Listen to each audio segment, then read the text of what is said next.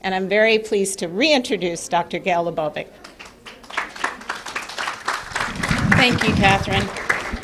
And I will definitely try to keep it brief because really everything I had to say has been said, except what inspired me to go on to my career was meeting women like all the women that you've heard from today. I think we can all look back at the messages that we heard and realize that breast cancer is a disease that spans the entire spectrum. And I sat in my office for the last almost 20 years and heard these stories every day. All I did was take care of patients with breast cancer and breast disease. And several years ago, I realized it is time now that we can start talking about prevention. I am really tired of treating disease. I spent and committed my whole career to discovering and inventing different methods for doing the surgery because in 1982, down the street at George Washington University, when I was a medical student, I saw my first mastectomy. And I was 23 years old and I was horrified. And I said, hang on a second, there's got to be a better way. And I spent all these years doing that, trying to save the skin, trying to save the nipple, whatever we could do that was safe. And that's what oncoplastic surgery is about. But in that time period, I also learned that there are things we can do to prevent disease. And the first thing is risk assessment. How do we identify women who are at risk?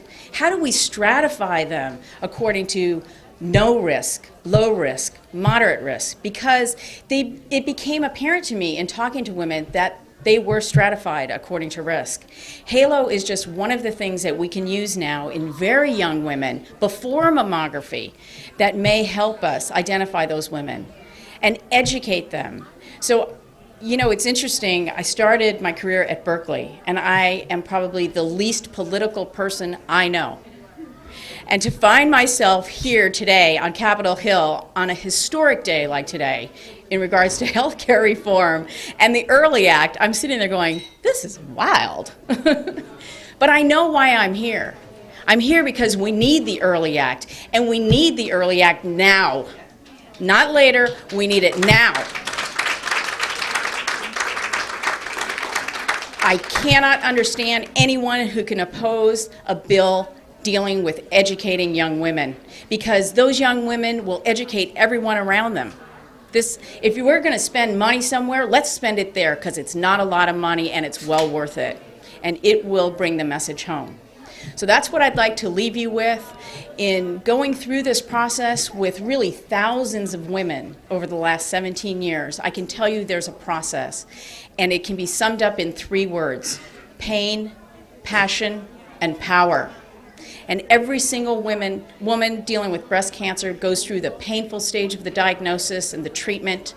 It definitely creates a passion within them, and it gives them the power of knowledge to share with other people.